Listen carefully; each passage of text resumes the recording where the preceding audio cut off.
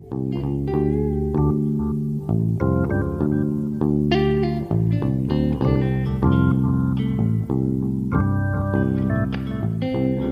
to Keep the Game Beautiful podcast. Each week, I highlight incredible people who are doing amazing things in soccer, the beautiful game. I'm Anna Turi, your host. Thank you for listening. Today, I'm releasing another episode from United Soccer Coaches Convention in Kansas City. Today's guest, Bayonle, actually walked up to me and introduced himself.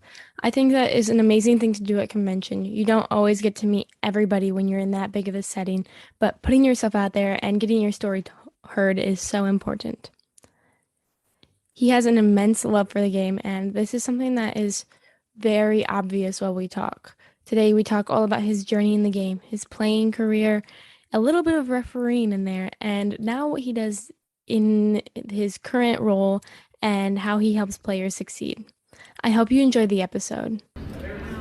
Bayonle Arashi is joining me from United Soccer Coaches Convention in Kansas City. He is the founder of ScoutBallers and author of Roadmap to a Successful Football Career. In 2015, Bayonle moved from Nigeria to the United States. I'm really excited to meet him and learn a little bit more. Would you mind filling in a little bit more background and what got you to where you are today? I'm very excited. I see you already did your homework right there.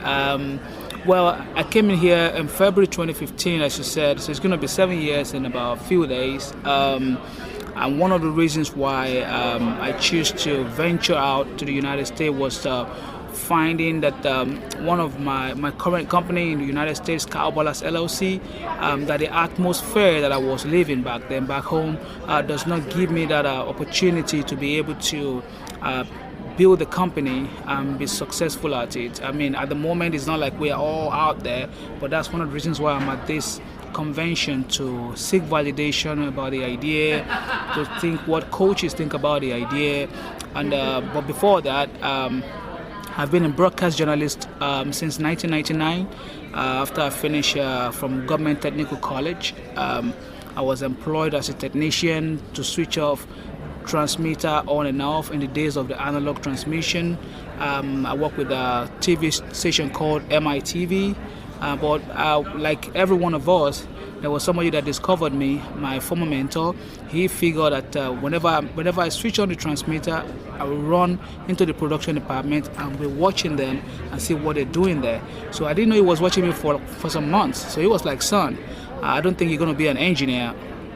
I think you're a production person. So I'm going to refer you to the production department and see what you can do from there. So that was how I went into production. I learned directing, I learned how to produce, I learned how to vision mix. In the day we call it vision mixing. And then I was sent on training on how to direct live soccer games. We call it football where I'm from, but I mean, like you say, if you live in Rome, you have to act like a Roman. So we call it soccer in the United States. So my training was directing live soccer games, and I was very fortunate to go to a couple of Africa Cup of Nations. Another one is going on right now in Cameroon. I think I went to about 4 Africa Cup of Nations as a broadcast journalist, and I was the biggest of them all was at the Germany 2006 World Cup and the 2010 that was hosted in South Africa. So walking around the game of football gave me a deep insight of what other things can I do apart from just walking in it. You know, how can I impact? How can I add value? So looking at how in those countries that I visited, seeing how the game is being developed, I came home and I started a football academy called Midas Football Academy in 2008. And luckily for us, in 2009, we were invited to a national tournament in Germany and Denmark, which we attended, funny enough, with just 12 players. But believe it or not, we won both tournaments in Germany and Denmark at the under-17 category. One of them is a very huge tournament in Denmark called a Football Festival in the city of Aarhus. We won both tournaments, and that was the beginning for me. And that's why I am here today. I always start with the same 3 questions. First, what does the beautiful game mean to you? It means a lot. It means seeing a lot of exciting, unforgettable moments, seeing the real definition of a human being, seeing people really showing care and love to their fellow men and women. I've seen so many beautiful moments in the game, and that's what it simply means to me, showing humanity the deep meaning of love. What are actions or things you do to keep the game beautiful? Absolutely. When I came into the States, one of the things I thought of was how can I get involved in the game? Starting from just coming and as an immigrant in the city of Houston, as big as it is. I don't know if you've been to Houston, but it's huge. So what I did was to get involved in the game as a soccer referee. I've been a referee for 7 years, and I feel that has been the most impactful moment of my life. Actually helping the kids. I started from refereeing games of under 11, under 12, and now to refereeing youth games, college games. I've seen so many moments that I feel have helped players on the field and off the field as well. Most of them in terms of how they respond to their parents on the field. When the emotion get involved, maybe parents is trying to cheer them up and they be like, no, mom, no, dad, be like, hey, take it easy, and just show them those very important things that they need to learn while playing the game. How do you encourage others to keep the game beautiful? Just like I said now, as a referee, I feel that we see the game closer than anyone else. I think apart from the coach, we even see closer than the way the coaches actually see the game. And I always tell the players, like, look, maybe somebody fouled you on the field of play and trying to give you a hand gesture to raise you up, and you're like, no, leave me alone. That's like the moment for you to step in as probably the most senior or elder person on the field to be like, no, you have to take that hand and say thank you. That's what the game is all about. It's beautiful. So just keep encouraging it. Each one, teach one. Take it one person at a time. What really sparked your interest and made you want to referee? Well, one of the things that made me want to referee was when I came in the country, like I said earlier, I was looking for a way to get involved. I know coaching is probably not it at that time because nobody knows me. Not many people know me. And then I found out that I can do that by refereeing. And up till now, even though I feel I can do more, I still find a lot of joy refereeing the game. Apart from using it to help the kids and confirming the real beauty of the game, I also get to exercise. You can't imagine how many miles you put on a single under 15 match. I refed an MLS Next game a few weeks ago, U16 category. Believe it or not, in that single game, I put in about 6 miles. The part that it gives me opportunity to get some workout in. My real aerobics exercise, it's very, very beautiful. It's not something you can get outside of doing that. Even as a coach, I don't think you can get as much as that much mileage. So those few things really get me going, and I've enjoyed it so far. There are always negatives to refereeing, including referee abuse. Have you ever dealt with anything like that? Oh, I can give you stories. I can actually write a book about that. There is, and I think if you might not know this, but going through your resume, the data on Twitter as well, I found out you're a referee as well.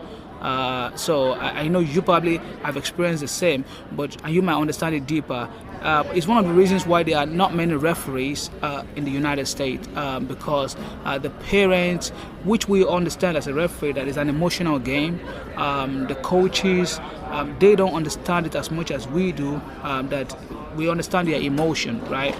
But the emotion really get the best of parents and coaches. I cannot count how many times I've almost been a victim of an assault. Thank God that the United States has a very strong rule of law, which means if you go ahead and assault a referee, for whatever reason, you're definitely going to pay for it. So I guess that's one of the reasons why we'll actually not have it worse than it is so far. But the verbal abuse is a lot, and you have to be a person of a very strong character to be a referee, because it takes just not loving the game. You have to also be a person of strong character and really look at the end product. That why am I doing this? What is your why? My why is to be able to add value to the kids, to be able to seek to further development of the game. And I really hope that through this kind of opportunity that you're giving me and people hearing our voices out there, the parents and coaches will understand that being a referee is a very tough job, and they need to encourage the referee more rather than the other way. Do you think if we have less referee abuse and more encouragement from parents, we could help grow the numbers? You said if we have less referees, definitely we can't afford to have less referees, because if we do, who's going to ref all the thousands of games that we have in different parks every week? But I mean, that might actually spark a discussion, which I think is already going on. I know there are a lot of referee organization. I know how many emails I've received this year, even though I have recertified, asking me to recertify, because not many referees want to do it. And again, we are not paid that much to be able to do it. That's why I said you have to have a very strong why to why you're doing it. If your why is strong enough, you will not look at the amount of money you're making. I mean, refereeing 4 or 5 games, sometimes you might not make $150. I mean, does that pay for the stress you go through? No. But the fact that you love the game is the reason why you're doing it. So I do not think we should have a short form of shorter referee. We definitely need more, and we should encourage younger people to come referee and see how they can be a part of the game, which is one of the things I'm actually doing personally, and we'll see how that goes in the next few weeks and years. Have you always known what your why is? If I say that from the beginning, no. It took me a long time. But like I said, I was very, very fortunate to start my career very early on. I was 18, 19, I'm 41 years old now.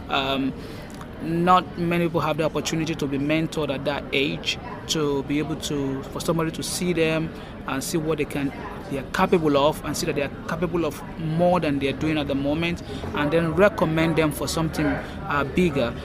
So I think we all have to do that. I found my why because the atmosphere I found myself working at the very big stage in my 20s, covering our Africa Cup of Nations, and saying that, okay, what more can I do to impact the game?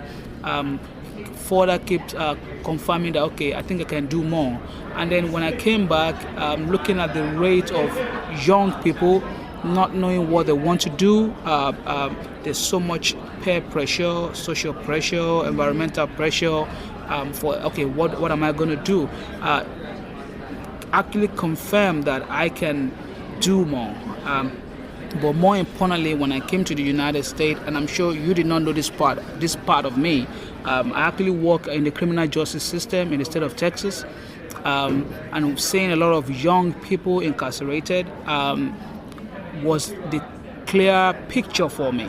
To see that young people that could do a lot of other things with their life are incarcerated. They can't do anything, and even if they're out of prison, they might not be able to do much because they are now felons, right? So I found that there's much more I can do from there. So I found my why just when I was probably in my late 30s, and since then I have been running with it, and that's why I'm sitting right in front of you right now, sharing my message with the world, and hoping that each person that we come across, we can help them to become a better person, and we can have a bigger platform to let people really understand that there's a lot they can do. Possibility is enormous. In fact, there's no limitation. It just depends on how wild your mind can think, and that's how it's been for me.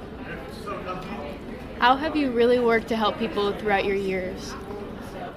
One of the things I have done through my football academy, for example, in Nigeria, every year we graduate between 30 to 35 to 50 players that train in the game, but more importantly, to give them vocational education, give them life skill that will last them for the rest of their lives.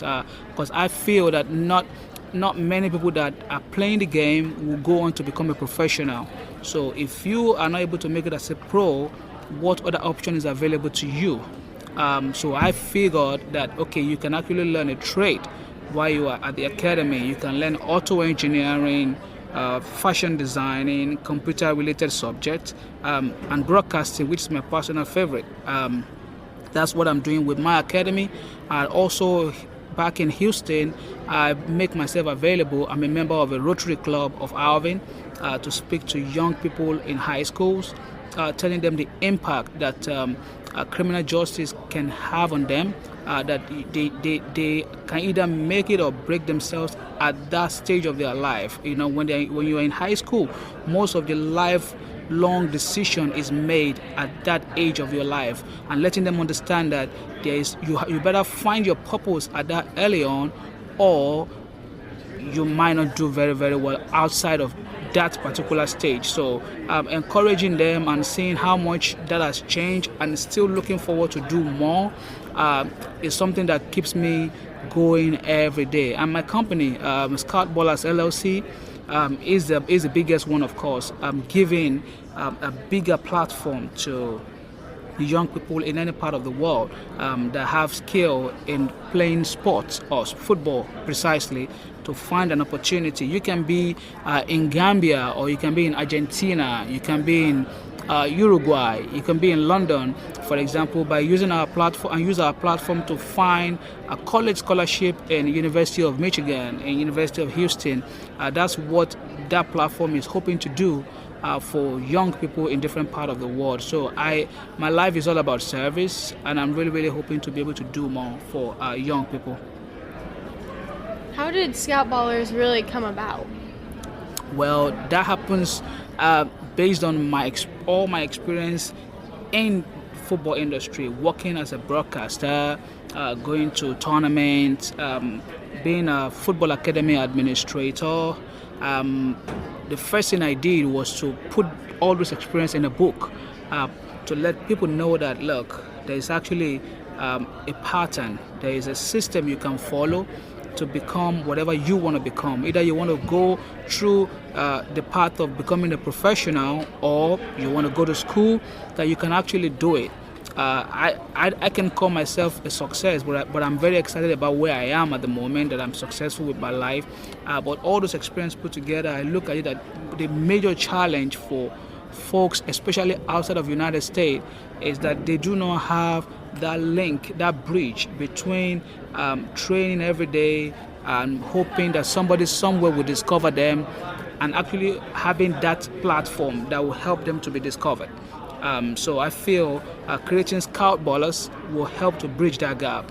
On our platform, we make it possible for coaches at the college level or at professional football level can find athletes in any part of the world without them having to travel to that particular country. Information technology age is what we are in. It's changing the world. It is better you jump on it now, or you are going to be left behind. So building that platform and coming here to this convention to further find out, okay, how can this platform help people to see how they can be successful from wherever they are to be scouted. So I created it, and then so far I've had a bunch of positive response from coaches that are saying, okay, this is my pain point. Asking college coaches, what are the challenges you are having in getting access to top talent in part of the world? The first question I ask them is, do you recruit players from other part of the world? And everybody says yes, but they always have a challenge of the process of bringing them over here, and so ScoutBallers is established to take care of that, and we're hoping in the next 6 months and 1 year it's going to be known across the United States and the world, and actually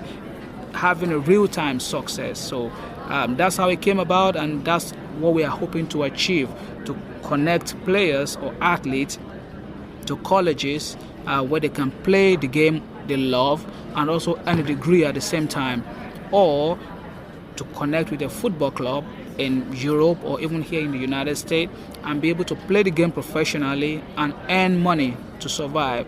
Or the other part of it is for video creators, that because, for example, a coach that is interested in signing you will want to know, you're telling me you are a player, how am I going to be able to find out that what you're telling me is the truth?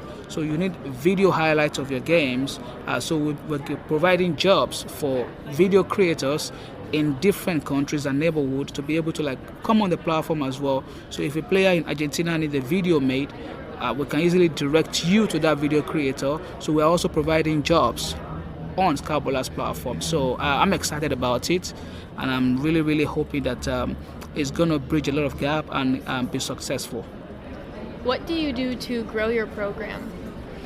At the moment, this kind of opportunity is going to help a lot. Speaking your truth, telling your message, sharing what your passions are. But one of the things I do is I work full time, as I mentioned. As a correctional officer. I save some money to keep building my company. I speak at high schools, though not paid for it. I do it voluntarily at the moment. I consult for young people that are looking for opportunity to come to college in the United States or Canada or whatever they want to do.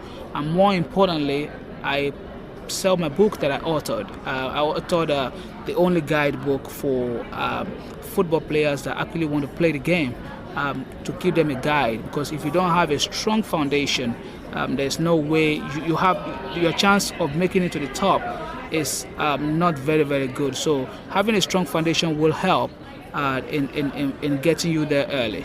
So those are the lineup of what I do. How did you decide that you wanted to write a book? I have lived a very interesting life, so to say. I've worked in different facets. I've had opportunity to travel, to enjoy a lot of time covering the game I love. I've taken players to tryouts and see them actually successful. I've seen them fail, and I've also been a football academy administrator. I have failed at that as well, and I've been successful. So putting all those experiences together, I feel I have to tell the story. I have to create like a guide, for young people to understand. I mean, you don't have to go through the same stress, the same challenges that I went through to get to where I am now. If there is already a book for you to read to be able to navigate those routes, right? So that's one of the reasons why I feel a book is very necessary, and a book is the best way to read the mind of an author or of anybody that is doing something significant in life. And that's what my life is all about, being a significant person, providing value to the world, and living this world doing something positive at the end of the day. How important is failure in our game? Failure is very important. If you don't fail, you're not going to succeed. A lot of people are actually not successful today because they don't want to fail. In any field of life, even as a child, if you are trying to walk, I'm not sure whether mom and dad told you that story, but they did tell me. I asked, how many times did I fall when I was trying to walk? And my parents just laughed at me that they can't count it. So while you're trying to walk, you're gonna fall down and get back up again. The problem is not the failure. The problem is having the mental toughness to be able to get back up and believing that it is part of the process. And that is why I feel some of us out there that have lived in a very challenging environment in the past need to go out there and let people understand that it is part of life. You're going to fail regardless of any field that you are in, but the ability for you to get back up, dust yourself and keep going is what will really get you up to that particular success you are seeking. So failure is very important to get us to the pinnacle of success. How can we encourage young athletes that it is okay to fail? Through this, the opportunity you're giving, through podcasts such as this, sharing with them, their parents actually giving them opportunity to fail, and not making them understand that most of the things that you see, we are in the social media age. A lot of people see the end product of what somebody has edited, seeing them do good stuff in the gym, performing very well in class, but they do not understand the process that went into that final product they are watching on their Instagram or Twitter or Facebook, to let them understand that there is always a process to whatever you want to do in life. So we have to also organize more group meetings in our schools, which I know they're doing a lot in the US. A lot of schools are doing a lot of work in terms of encouraging young people about their mental health, about the peer pressure that they feel, to let them understand that, look, it is part of life for you to fail. Failing at something doesn't mean that you are not going to make it in life. But the only reason why failure will be a challenge is when you keep failing at something and then you are not doing that thing in another way, but you're doing it the same way you have failed previously. That's when your chance of being a real failure is guaranteed. But if you fail at something, that means there is another way for you to do that thing, apart from the way you did it previously. So if you fail once, look at another way of doing it and keep going at it. So that's the only way we can do it, each one teaching one person at a time. How has soccer helped you with other life skills?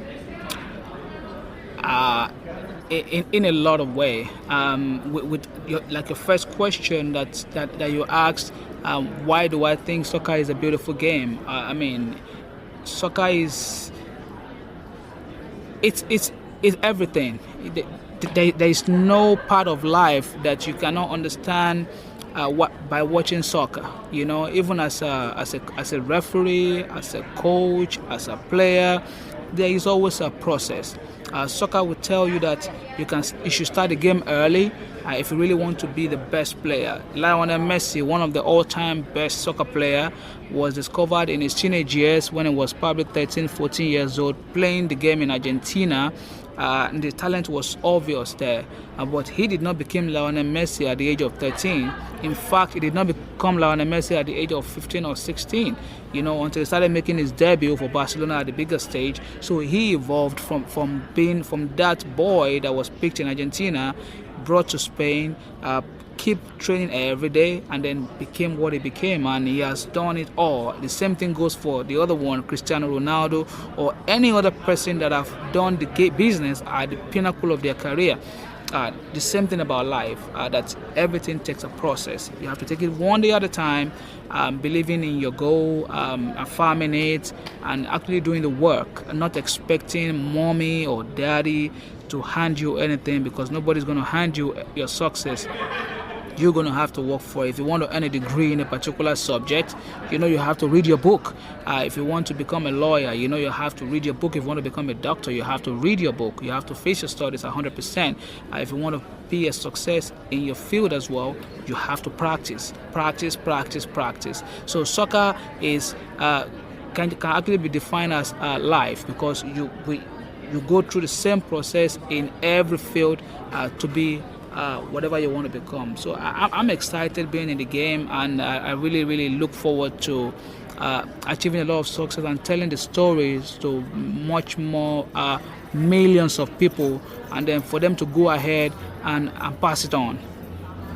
You talk about how important it is for you to share your story and your ideas. How does an event like this help you to get your ideas out there? Absolutely. You never know. Until I saw your tweet, there was no way I was going to be on your show. So that's one of the things events like this does. Gives you the opportunity to make meaningful connections. And this is my second physical convention. I was at the one in Philadelphia. I think that was in 2018 or 2019. I'm not sure what year that was, but I couldn't make the last one in Maryland. In Maryland because of COVID. But the last one I went, I met great people, and this one already I've met great people, and I've gone on to do some great stuff with those people. So coming out here, telling your stories, sharing your dreams, validating your ideas, telling people about your work, making people understand that life should not be looked at only from their side, that there are many sides to life, is very, very important, and I'm very excited for the opportunity to be here. I have one final question, which I ask each and every guest. What do you hope people remember about your impact to soccer and the world? That I came here and I gave it my best shot, and I'm able to say at the end of my journey that I did that. To be able to see a lot of people passing on the knowledge, the education, the advice they get from me to be a better person. Even if you don't end up being a professional player, that you end up being a good person at the end of the day. That you end up adding to part of good people of the world. That you don't become a menace to society. That's the most important impact and legacy for me. Making better people. Thank you so much for joining me today. I really appreciate the opportunity and keep up the good work. Thank you for having me. Thank you. Thank you. Bayonle really wants to see his players and athletes become successful in life. I enjoyed talking about failure for a little bit. That's something I feel like we can all work on. I definitely need some work on that. But that was just great insight. His book is also a great insight to players to help them become their best selves and succeed in their football career. I am very glad I got a chance to learn from Bayonle today, and I hope you enjoyed the episode. Until next time, remember to keep the game beautiful.